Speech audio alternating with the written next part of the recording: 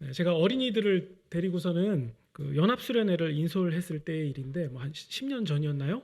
그때인데 당시 그 저녁 집회를 맡았던 전도사님이 이 말씀을 증거한 후에 이 세족식을 진행했습니다. 거기서 이제 아이들의 다양한 반응을 제가 볼 수 있었는데요.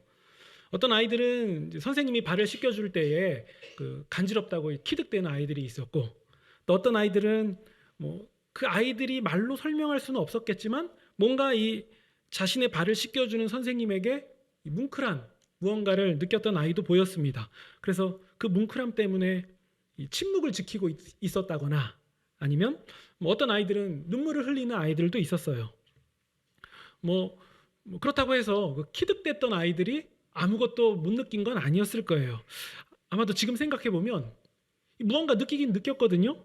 근데 그 감동적인 무언가를 느꼈어도 그것을 겉으로 표현할 수 있는 능력이 없는 아이들 같은 경우에는 그냥 겸언쩍다고 해야 되나요?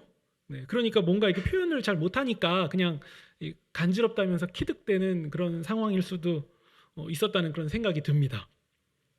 근데 아이들이 구체적으로 뭘 느꼈습니까? 라고 저한테 물어본다면 분명히 뭔가 좋은 거를 아이들이 느낀 것 같긴 한데 잘 모르겠어요. 말로 옮기는 것은 뭔가 쉽지 않은 것 같습니다. 확실한 것은 자기들이 자기 전에 발을 닦아야 되는데 선생님이 대신 닦아주니까 감사해서 고마워하는 건 아니었을 거고요. 아니면 윗사람이 아랫사람의 이 발을 닦아준 것이 너무 감동되니까 그래서 이렇게 뭉클했을까? 아무튼 뭔지 잘 모르겠지만 좋은 느낌을 받은 것은 분명해 보입니다.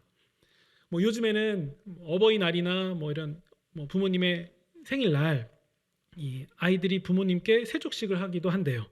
유치원이나 학교나 혹은 교회 학교에서 세족식을 하라고 이제 권하기도 하고 아마 그랬던 것 같은데요.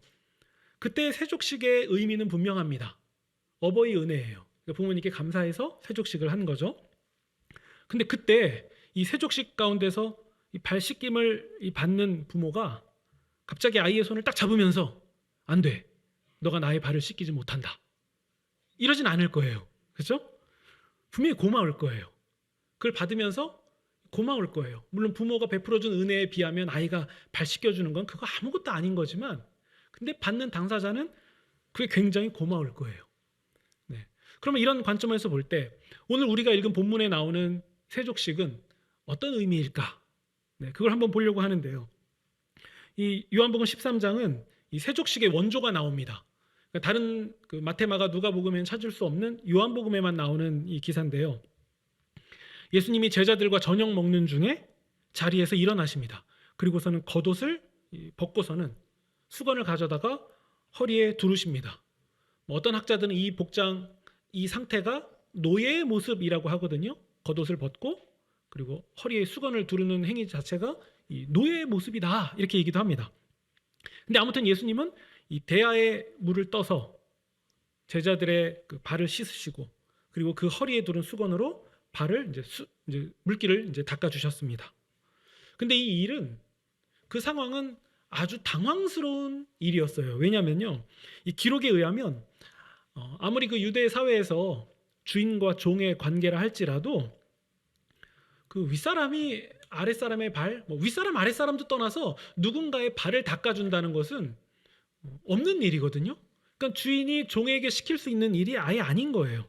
그러니까 종이라도 하지 않을 그런 행동을 예수님이 하셨다는 것은 그게 천한 행동이라는 사실은 분명한 거였어요. 종들도 하지 않을 일. 그런데 예수님이 그 행동을 제자들에게 하신 거예요. 그러니까 이 제자들이 밥 먹다가 예수님이 갑자기 일어나셔서 발을 닦아주시니까 그게 굉장히 이 당혹스러운 상황이 일어난 것은 분명해 보입니다. 아마도 제자들은 발 씻김을 당하면서도 이거 어떻게 해야 될지, 예수님을 말려야 될지 아니면 그냥 가만히 있어야 될지 이제 판단이 잘 안 됐을 게 분명합니다. 고민되는 상황이었죠. 그때 예수님은 계속 한 명 한 명 발을 씻기면서 이렇게 씻기는 가운데서 이제 시몬 베드로 차례가 됐는데요. 그때 베드로가 말합니다. 우리 6절 보시면요. 주여, 주께서 내 발을 씻기려고 하십니까? 이 말은요. 그러니까 주님께서 내 발을 씻기시면 안 된다는 얘기죠. 네, 이런 상황은 안 됩니다. 안 맞습니다. 지금 이게 경우에 맞지 않아요. 이런 얘기죠. 근데 여러분들은 이 베드로의 이 말을 어떻게 생각하십니까? 베드로가 그 상황에서 마땅히 해야 될 말을 한 것 같지 않습니까? 네, 여러분 같으면 야 예수님 어차피 씻기시는 거 왼쪽도 씻겨주시죠? 이렇게 하시지는 않을 거잖아요. 발을 씻겨주시니까 이거 예수님이 하실 일은 아니다. 그리고 우리나라에 익숙한 그 유교 관점에서 봐도 그 안 되는 일이잖아요. 그러니까 예수님 이건 아니죠. 그냥 제가 씻을게요. 이렇게 얘기했을 것이 분명해요. 그게 더 훨씬 자연스럽고 상황에도 맞는 것 같습니다. 근데 베드로의 그 말에 예수님이 대답으로 하시는 말씀이 좀 이상해요. 7절 보시면 내가 하는 이 일을 너가 지금은 알지 못하지만 나중에는 알게 될 것이다. 근데 베드로는 예수님이 그렇게 말씀하셔도 내가 지금 알든 모르든 나중에 알든 그건 별로 중요하지 않아요. 지금 예수님이 나를 씻기는 것 자체가 이상한 거예요. 그래서 8절 보시면 내 발을 절대로 씻기지 못합니다. 안 됩니다, 예수님. 절대로 안 돼요. 나중에 내가 알든 모르든 그건 모르겠고 절대로 안 돼요. 이렇게 얘기했죠. 근데 여러분 베드로가 예수님이 무언가를 하실 때 이렇게 절대로 안 된다고 말할 정도로 이렇게 단호하게 한 것은 이번이 처음이 아니었어요. 여러분 다른 복음서를 보면 예수님과 제자들이 빌립보 가이사랴 지방에 있을 때 예수님이 제자들에게 이런 질문하신 적이 있어요. 사람들이 나를 누구라고 하냐? 그러자 제자들이 이렇게 대답을 해요. 예수님 누구는요? 예수님이 그 죽은 세례 요한이 다시 나타난 거래요. 혹은 그 옛날에 있었던 엘리야 선지자 혹은 예레미야 선지자일 수도 있다고 그렇게 얘기하던데요? 이렇게 했는데 근데 예수님이 그 대답을 들으시고서는 그게 영 신통치 않았던지 그러면 이렇게 다시 질문하세요. 그러면 너희들은 제자들 너희들은 나를 누구라고 생각하냐?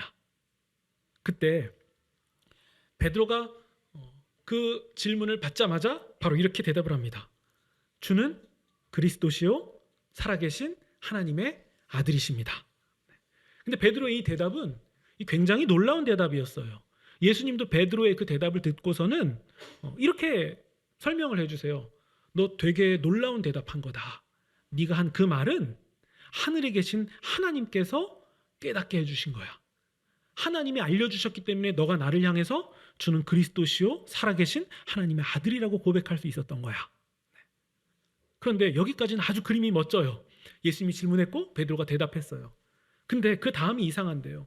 예수님이 이어서 무슨 말씀을 하시냐면 내가 앞으로 많은 고난을 당할 거다. 그리고 죽임을 당하게도 될 거다. 그리고 나는 제3일에 살아나게 될 것이다.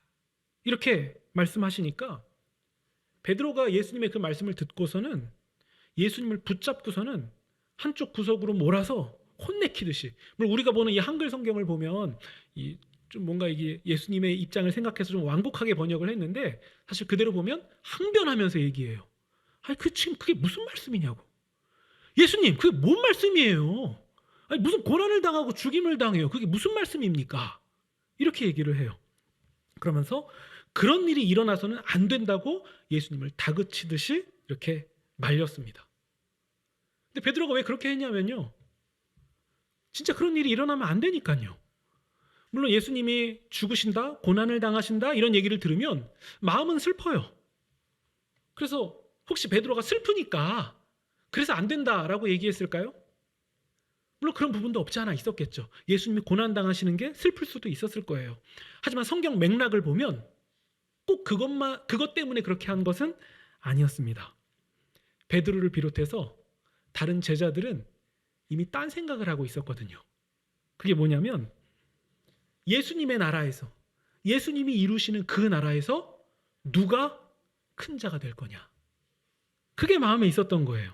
그래서 예수님이 예루살렘 성에 입성하셔서 이제 예수님이 능력과 기적을 일으키셔서 이제 사람들을 압도하고 그래서 힘을 얻고 그 군중들의 그 어떤 지지를 받으면서 이제 이루실 그 정권, 왕권, 이런 것들이 현실화되었을 때 누가 예수님 좌우에 앉을 거냐? 우리 제자 12명 중에 누가 오른쪽 왼쪽에 앉을 거냐? 여기에 관심이 있었거든요. 그러니까 그런 생각을 하고 있는데 예수님이 죽는다? 그러면 안 되는 거예요. 그러면 우리 첫째, 둘째 서로 싸우고 제가 수제자인데? 아니면 제가 더 예수님하고 오래 있었는데? 이런 판단했던 것들이 다 물거품 되는 거예요. 내가 더 올라가고 싶고 내가 오른쪽 왼쪽에 앉고 싶었는데 그게 다 물거품 되는 거죠. 내가 그러려고 예수님 따라다녔나? 내가 그물을 버려두고 예수님을 이렇게 몇 년 동안 따라다닌 게 내가 이 죽으실 분, 아무것도 아니게 될 이분을 따라다닌 거야? 안 되지. 안 되지. 그럼 죽으면 안 돼. 예수님 죽으시면 안 되지. 그러니까 베드로가 얘기한 거예요. 그런 일이 일어나면 안 되죠. 지금 무슨 말씀하시는 겁니까? 방금 내가 주는 그리스도시고 하나님의 아들이라고 고백했는데 죽는다니요. 말도 안 되죠. 나는 딴 생각하고 있는데. 네. 그러자 예수님이 그래서 베드로에게 이런 말씀하시는 거예요. 사탄아, 내 뒤로 물러가라. 너는 나를 넘어지게 하는 자다. 너는 하나님의 일을 생각하지 않고 사람의 일을 생각한다. 왜 예수님이 베드로에게 사탄아라고까지 말씀하셨는지 알 것 같지 않습니까? 딴 생각을 하고 있으니까 예수님이 그거 아니라고 강력하게 말씀하시는 거예요. 사탄아. 예수님이 사람에게 사탄아라고 말씀하시는 경우가 많지 않거든요. 여러분 오늘 우리가 읽은 세족식 본문도 마찬가지입니다. 베드로는 왜 예수님께 내 발을 절대로 씻기지 못한다라고 얘기했을까요? 예수님이 예루살렘에 입성하셨을 즈음에 제자들은 누가 큰지에 관심이 있다고 말씀을 드렸어요. 그러면 그 부분을 염두에 두고서는 우리가 읽은 본문을 보면 이제 생각나는 부분이 하나 있으실 거예요. 우리의 예수님이 그런 발이나 닦는 천한 일을 하시면 안 되는 거예요. 아니 나는 예수님의 좌우에 앉아야 되는데 예수님이라는 이 왕과 함께 내가 좌우에 앉아야 되는데 그 왕께서 발이나 닦으신다? 그러면 그 좌우에 앉으면 무슨 일 해야 돼요? 발 닦는 것보다 더한 일 해야죠. 그러니까 예수님이 이거 하시면 안 된다라고 하시는 부분도 있지 않을까요? 아니 종들도 안 하는 거, 아니 주인이 종에게 명령할 수도 없는 그런 천한 일을 예수님께서 하신다? 그러니까 예수님은 발 닦으시면 안 되는 거예요. 근사하고 멋지고 그럴싸한 일, 그런 거 하셔야지 주님과 내가 뭔가 꿈을 꿀 수 있는 거지. 예수님이 되게 멋진 거 아니면 존경받는 거 아니면 누군가가 와서 발을 닦아주셔야 그거 보고서는 나도 좌우에 앉으면 누군가가 와서 내 발 닦아줄 수 있겠네, 나도 그거 받을 수 있겠네, 이런 생각할 수 있는 거지. 예수님이 발을 닦는다고요? 안 되죠. 그러면 내가 이거 하려고 예수님을 몇 년간 따라다녔나?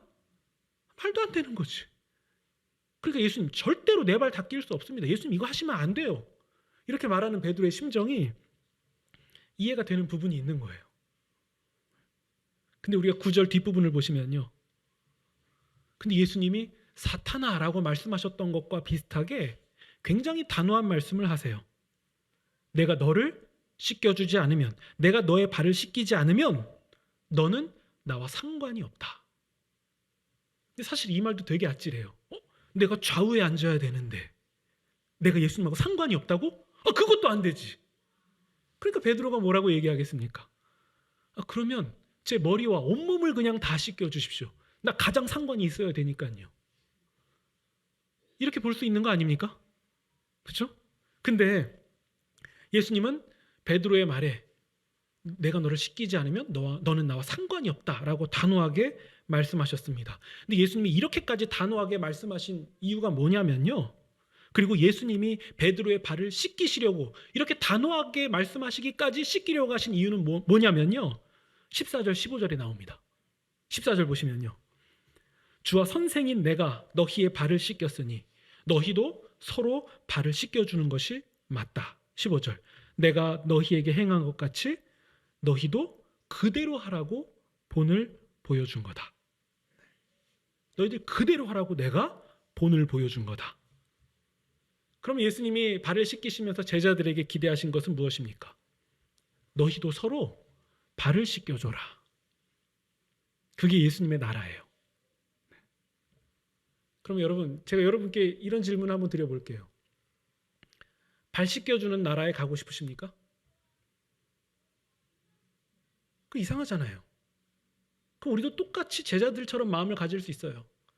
내가 남 발이나 씻겨주려고 예수님 따라다녔나? 그럼 이 질문 앞에 서야죠. 내가 남 발이나 씻겨주려고, 아니 종들도 하지 않는 그런 천한 일 따위나 하려고 내가 예수님 따라다녔나? 근데 예수님이 물어보시는 게 그거예요. 내가 본을 보여줬어. 너희들도 그렇게 하라고. 그러니까 예수님이 말씀으로만 너희들도 서로 발을 씻겨줘 이렇게 말씀으로 끝난 게 아니라 직접 예수님이 종의 모습을 하셔서 발을 씻겨주신 이유는 그 정도로 강력한 거니까 예수님이 말씀하신 거예요. 혹은 제자들은 그런 거 할 마음이 전혀 없기 때문에 예수님이 강력하게 그 부분을 보여주신 거죠. 사실 요한복음의 기록자 요한은 그가 예수님의 12제자 요한이라면 그는 이 부분을 기록하면서 마음이 되게 불편했을지도 모릅니다. 왜냐면요, 아까 말씀드렸던 누가 예수님의 좌우에 앉을 거냐, 그러니까 오늘날로 따지면 누가 장관할 거냐, 이런 상황 가운데서 이 요한은 자유롭지가 않았거든요. 왜냐하면 온통 제자들이 누가 1위 할 거냐 2위 할 거냐 이거에 관심이 있을 때 요한과 그 형제 안드로가 제일 빨랐어요. 어머니가 함께 왔거든요. 그래서 어머니가 자식들과 함께 예수님 앞에 나와서 얘기해요. 예수님이 물어보시죠. 무엇을 원하느냐? 네가 원하는 게 뭐냐? 그랬더니 그 어머니가 두 아들을 데리고서는, 그러니까 요즘으로 말하면 엄마 찬스인가요? 네, 얘기하죠. 하나는 주의 우편에, 하나는 주의 좌편에. 그 1, 2위 권력 자리에 우리 자식 좀 앉혀주세요. 우리 자식 좀 앉혀주세요. 아니 엄마까지 대동했으니까 예수님 마음이 조금 흔들릴 법도 하지 않습니까? 다 도토리 키재기면 그래도 엄마가 와서 얘기하면 그래도 정성이 있네 해서 좌우에 앉으실 것 같기도 하잖아, 앉게 하실 것 같기도 하잖아요. 근데 그때 어떤 표현이 나오냐면 다른 열제자, 그 2명 빼고 다른 열제자가 마음이 분했어요. 아이씨 놓쳤다. 난 아빠도 데려올 걸, 친척도 데려올 걸. 이런 마음 아니었을까요? 아니면 되게 좋은 선물, 그럴싸한 거, 그 향유 옥합 같은 거, 그런 거 갖고 와갖고서는 깨서 예수님께 머리는 짧지만 머리털로 한 다음에 좌우에 앉게 해주세요. 아 그럴 걸. 그 마음이 분한 거예요. 저것들이 선수쳤다. 네. 근데 다 틀렸죠. 예수님의 생각과 다 딴 생각하고 있었던 거예요. 예수님은 그런 왕이 아니에요. 우리가 12장에서 언급하지 않고 넘어간 부분이 있는데 그게 뭐냐면요, 여러분 보통 성에 입성할 때의 왕은 크고 건장한 흰 말을 타고 입성해요. 사람들이 볼 때 뭔가 있어 보여야 되고 그럴싸해 보이고 되게 멋져 보이고 권력 있어 보이고 그런 모습으로 성에 입성해야 되거든요. 그럼 사람들이 보면서 박수 치고 누가 오셨나 나와 보기도 하고 그렇게 주목하게 돼요. 근데 예수님은 예루살렘 성에 입성하실 때 뭘 타고 가십니까? 나귀를 타고 가시는데 그것도 나귀 새끼예요. 사람을 한 번도 태워본 적이 없는 나귀 새끼를 타고 들어가세요.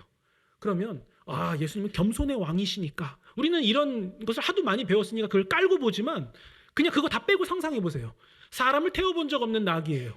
얼마나 허술하겠습니까? 근데 그것도 새끼 나귀예요. 그러면 어른이 탔을 때 이거 모양새 나쁘면 두 발이 땅에 질질 끌릴 수도 있거든요. 그 그림이 안 나오는 거예요. 100마 정도는 타야죠. 아니면 건장하고 사람을 많이 태워본 노련한 나귀를 타시던가. 근데 그런 나귀 새끼를 타고 가시는 건 그림이 안 나와요. 멋지지도 않아요. 사람이 볼 때, 사람들이 보면 놀릴 수도 있어요. 저거 뭐냐고, 야 저거 봐라 저거 봐라 너무 웃기다. 네. 근데 예수님은 왜 그렇게 하셨죠? 왜 굳이 사람 아무도 태운 적이 없는 나귀 새끼를 데리고 와라 하셔서 왜 그 나귀를 타셨을까요? 예수님은 이 세상 왕과 다른 분이라는 사실을 보여주신 거예요. 나는 세상의 왕, 다들 알만한 그런 왕들과 다른 왕으로 이 땅 가운데 왔다. 그래서 나는 섬김을 받으려는 왕이 아니라 도리어 섬기려고 하고 많은 사람들에게 자기 목숨을 대속물로 주려고 온 왕이다. 그래서 예수님은 나귀 새끼를 타고 오신 거죠. 종들이 하지도 않을 그런 발을 닦아주는 일을 직접 하시면서 너희들도 그렇게 하라고 그들 마음 가운데 새겨주신 왕이에요. 물론 여러분 예수님이 발을 닦아주시는 제자들 중에는 가룟 유다도 있었어요. 우리 2절 보시면 마귀가 벌써 시몬의 아들 가룟 유다의 마음에 예수를 팔려는 생각을 넣었습니다. 근데 이거 보고서 유다는 팔 마음이 없었는데 마귀가 마음을 그렇게 했으니까 판 거 아니야? 그게 아니라요. 제자들은 누가 큰 자가 될지 그런 권력과 그 욕심에 심취해 있는 마음을 마귀가 준 것이고 그거 잡은 거죠.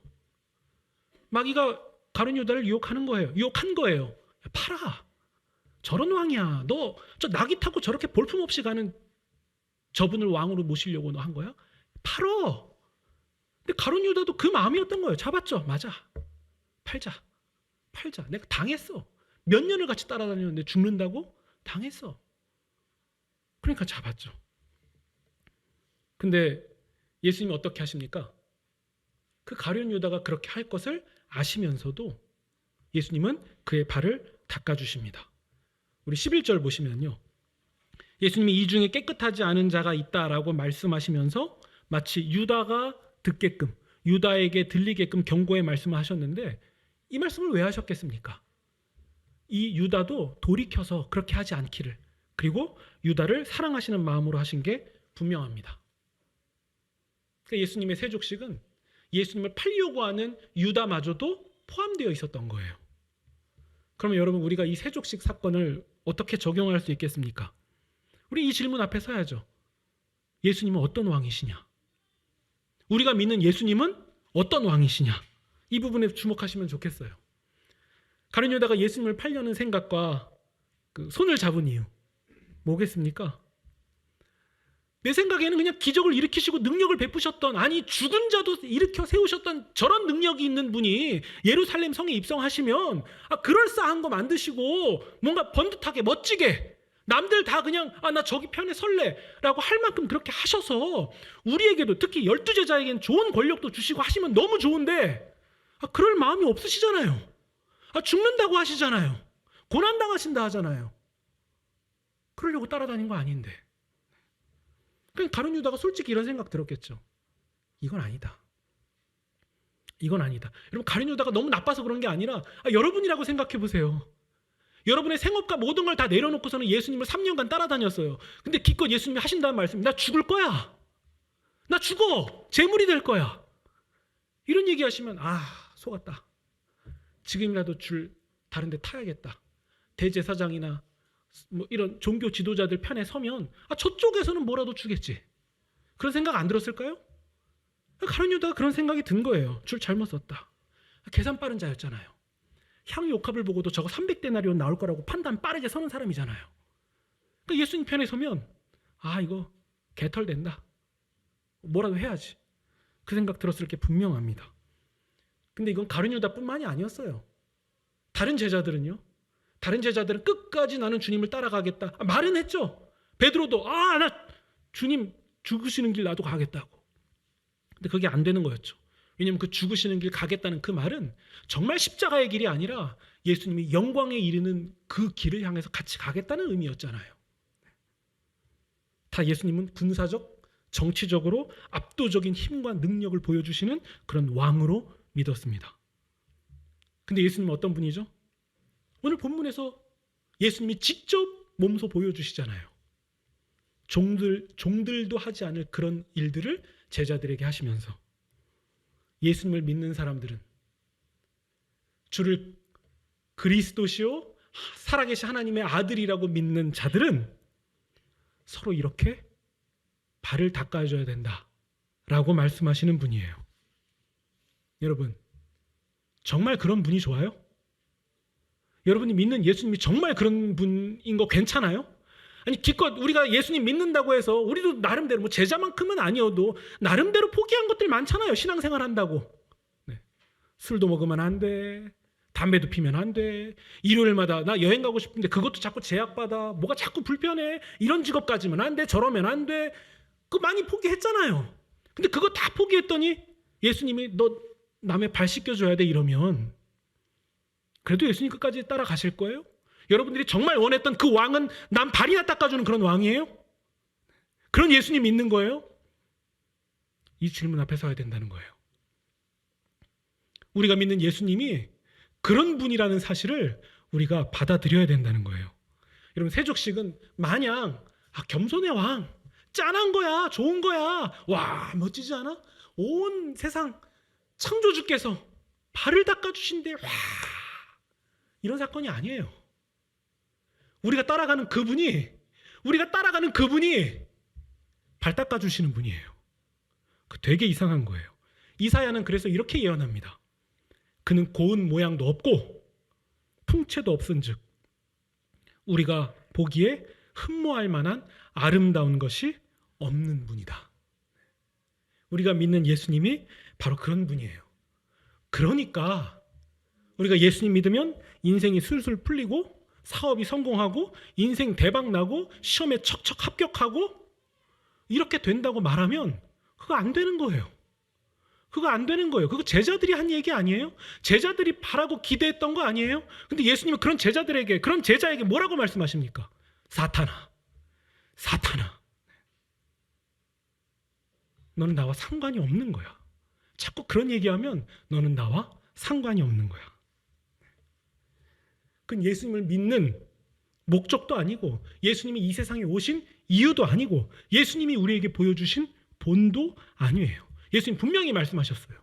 으뜸이 되고자 한다면 너희는 종이 되어야 하고 크고자 하는 자라면 서로 섬기는 자가 되어야 된다. 왜죠? 그게 하나님 나라의 질서거든요. 하나님은 예수님을 그 목적으로 보내주셨고 예수님은 하나님 나라의 왕이고 그런 하나님 나라의 왕이고 우리는 그런 하나님 나라의 백성이기 때문이에요.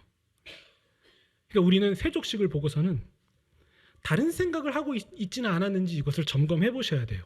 나는 어떤 예수님을 믿고 있었는가? 여러분, 예수님이 너는 그냥 그렇고 그런 교회에서 섬겨 라고 하실 때 네 하시겠습니까? 아니면 누구에게 얘기를 해도 다 들으면 알만한 그런 되게 큰 교회에 목사도 되고 장로도 되고 거기서 권사도 하고 그렇게 멋지게 신앙생활 해봐, 이런 예수님 원하십니까?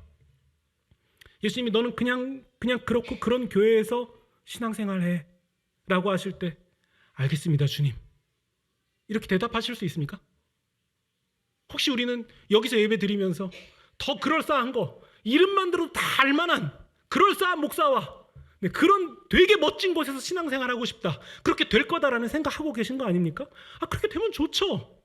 근데 그런 생각을 가지고 예수님을 따라가는 것과 그냥 그게 자연스럽게 그렇게 되는 거하고는 전혀 다른 거예요. 우리가 예수님 믿는 목적이 잘못되는 거거든요. 자꾸 뒤틀리는 거거든요. 예수님이 우리가 기대하고 바랬던 그런 것들 해주시는 분이다. 돈도 많아지고 명예도 많아지고 그렇게 되는 거 싫을 사람 어디 있겠습니까? 누가 저한테 야, 너 지금 받는 사례비에 3배, 4배, 5배 줄 거고 교인들도 300명, 400명, 500명, 3000명씩 모일 거고 그럴싸한 건물에 이런 거 다 해줄게 라고 하면 제가 저 그거 되게 싫은데요? 제가 그럴까요? 좋죠.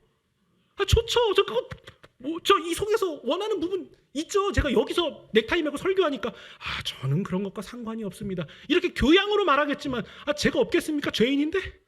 있죠. 근데 냉정하게 보셔야 돼요. 제가 그거 소화할 능력이 되겠습니까?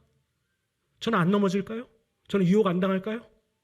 소화할 능력이 안 되잖아요. 근데 그걸 원하잖아요. 어디가 잘못된 거 아니에요? 제가 예수님 믿고 그렇게 되면 그 예수님이 이상한 거 아니에요? 그렇게 과정을 밟게 해주시는 예수님이 이상한 거 아니에요? 그러니까 이게 뭔가 잘 되면 이게 두려워야 돼요. 내가 어떤 예수님 믿고 여기까지 왔지? 이게 두려워야 돼요. 그런 나라가 아니에요. 그런 왕이 아니십니다. 그리고 우리는 그런 백성이 아니에요.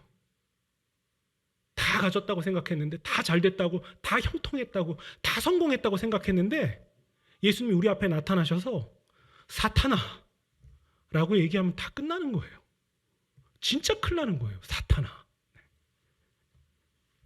우리가 따라가는 예수님은 십자가의 길이에요.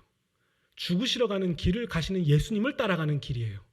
그래서 우리는 원치 않는 상황을 만나는 게 정상입니다. 우리 요한복음 보세요. 계속 물어보잖아요. 예수님이 어디로 가시는지 우리가 어떻게 알아요? 예수님 무슨 말씀하십니까? 모르겠습니다. 또 어떤 사람은 예수님을 믿어요. 어떤 사람은 갈팡질팡해요. 어떤 사람은 불안해요. 어떤 사람은 예수님 믿고 싶은데 이거 믿으면 이 유대교 사회에서 축출될까 봐 그냥 표현 안 하는 사람들도 있어요. 요한복음에 그런 사람들을 다 기록하고 있어요. 이렇게 흔들리는 사람들이 예수님을 향해서 가는 것. 그게 믿음이에요, 여러분. 그게 믿음입니다. 우리가 따라가는 왕은 그런 왕 아니에요. 요즘 선거철 되니까 또 기독교 세력들, 교회 이름 들으면 알만한 사람들이 정당에 붙어서 혹은 창당을 해서 하나님의 나라를 이룰 거라고, 하나님의 뜻을 이룰 거라고 얘기하는데 세족식을 보세요. 하나님의 뜻은 결코 그런 식으로 이루어지지 않아요. 그 잘못된 길이에요. 가짜예요. 예수님께 사탄이라는 소리 들을 길이에요. 예수님이 이루시는 나라는, 그분의 나라는 발을 씻겨주는 방식을 통해서 이루어지는 나라예요. 그러니까 우리는 정확하게 하셔야 돼요. 그 잘못된 거예요. 이 중에서 대한민국 최고의 재벌이 나온다 해도 그 사람을 통해서 하나님 나라 이루어지는 거 아니에요. 그런 방식으로 이루어지지 않아요. 그런 부와 권력이 포기되고 낮아지는 길을 통해서 하나님의 나라가 이루어질 거예요. 왜냐하면 예수님이 이루시는 방법이 바로 그 방법이었기 때문입니다. 우리는 분명히 해야 돼요. 예수님은 누구신가? 내가 알고 있는 왕이신 예수님은 어떤 왕이신가? 예수님은 발을 닦아주시는 왕이셨어요. 이제 한 가지만 더 말씀드리면 오늘 본문이 설명이 충분히 될 것 같습니다. 여러분, 예수님은 발을 닦지 못하면 나와 상관이 없다라고 말씀하셨어요. 그러자 그 말을 들은 베드로는 그러면 온몸을 씻겨달라고 얘기했습니다. 그러자 예수님은 아니다. 발만 씻으면 된다 라고 말씀하셨어요.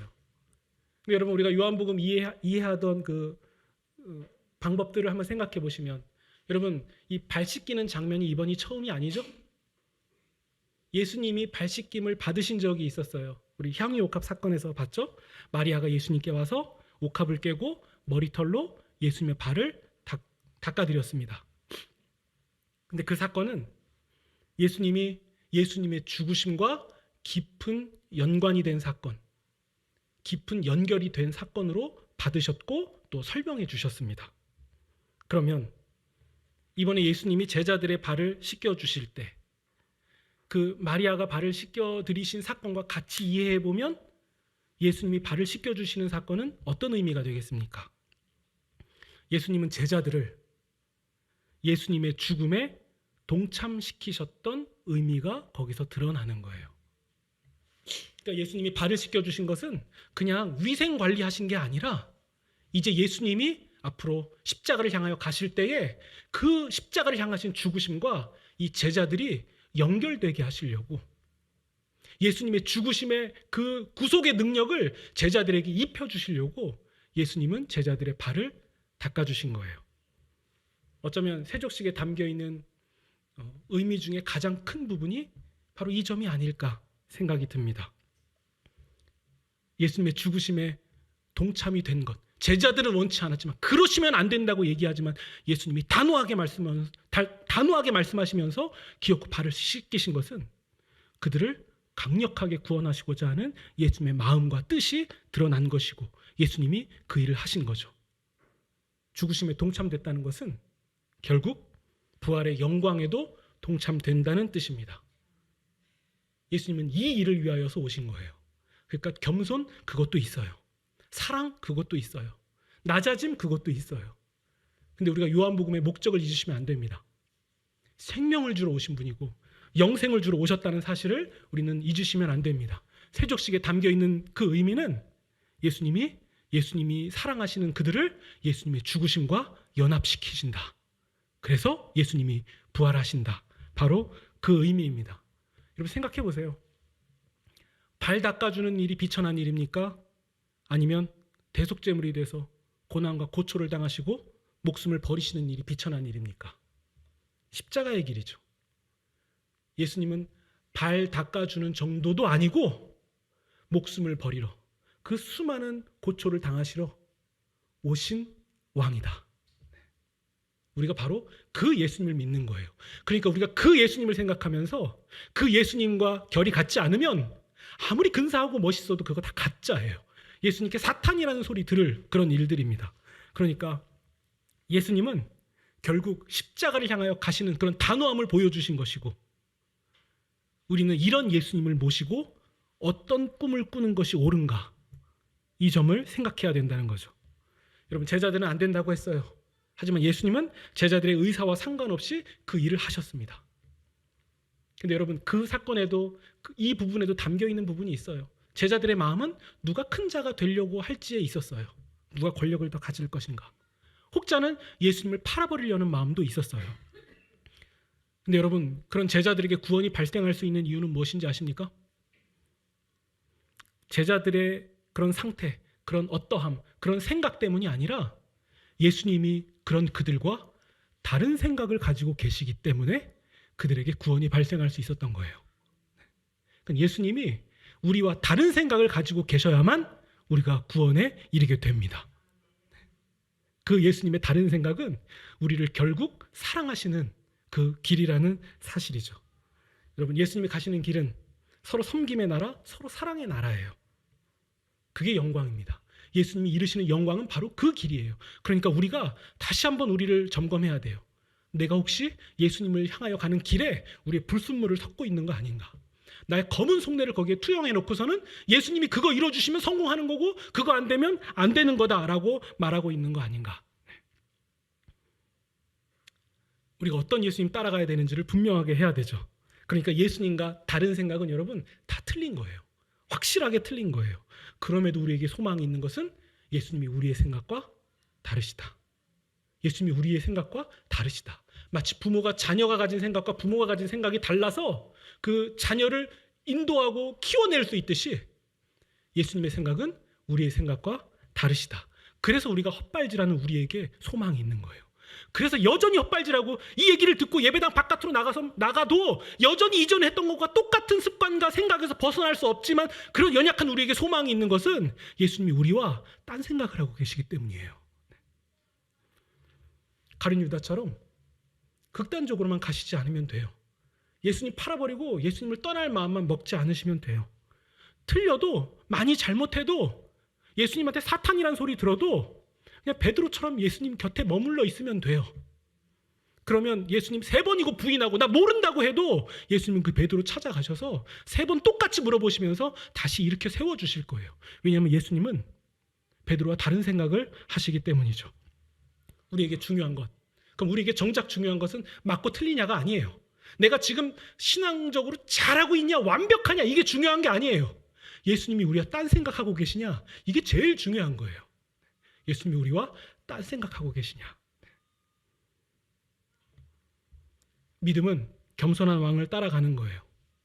겸손한 왕, 모든 것을 내려놓으시고 발을 닦아주신 왕을 따라가는 거예요. 그러니까 여러분 잘 들어보세요. 늘 감사하는 길이 아니에요. 늘 감사할 만한 고백이 나오는 길이 아니에요. 의문이 들 수도 있어요. 그리고 주님께 원망이 나오는 길일 수도 있어요. 근데 계획과 생각과 다르게 정말 이건 아닌데요 주님이라고 고백했는데 그런 길이 펼쳐지는 그 길이 믿음의 길일 수도 있어요. 때로는 주님이 너무 미울 수도 있어요. 아니 그래도 이거 정도는 좀 해주시지. 아니 이 정도까지는 안 가게 해주시지. 이렇게 고백할 수 있는 길일 수도 있어요. 근데 여러분 그 모든 것이 믿음의 여정이에요. 제자들은 예수님을 믿었다는 것 때문에 예수님을 사랑했기 때문에 목숨을 잃는 길까지도 갔어요. 주는 그리스도시요 살아계신 하나님의 아들이라고 고백했기 때문에 죽은 거예요. 근데 그게 믿음의 여정일 수 있는 거예요. 그러니까 여러분 저는 여기서 여러분에게 잘 될 거라고 다 잘 될 거라고 더 잘 될 거라고 대박 날 거라고 이렇게 말씀 못 드려요. 그렇게 말씀드리면 여러분이 어떤 정신적인 위안을 얻을 수 있을 것 같긴 한데 저는 그런 말씀 못 드려요. 왜냐하면 예수님 믿고 가는 길은 그 길이 아니니까요. 그냥 이렇게 말씀드릴 수 있을 것 같아요. 괜찮아요. 괜찮아요. 내가 생각한 것과 다른 길이 일어나도 괜찮아요. 그 믿음의 길 맞아요. 그 길 끝에서 우리는 영광의 주님을 만날 거기 때문에 괜찮아요. 예수님이 미울 수도 있어요. 괜찮아요. 예수님이 다른 생각을 하고 계시기 때문에 예수님이 기뻐하시는 그 생각을 하고 있기 때문에 괜찮아요. 그러니까 그 괜찮은 그 길 가고 있으니까 여러분 안심하시고 우리와 생각이 다르신 그 예수님을 향하여서 이 길을 끝까지 가시면 됩니다. 반드시 잘하는 거예요. 반드시 잘하는 거예요. 그 끝에서 정말 주님께 억울하고 답답했던 모든 것들이 다 해결되는 그 순간을 우리가 반드시 만나게 될 것입니다. 지금까지 잘하셨습니다. 이 여정 끝까지 정말 끝까지 완주하시는 그런 저와 여러분이 되시기를 주님의 이름으로 축원드립니다.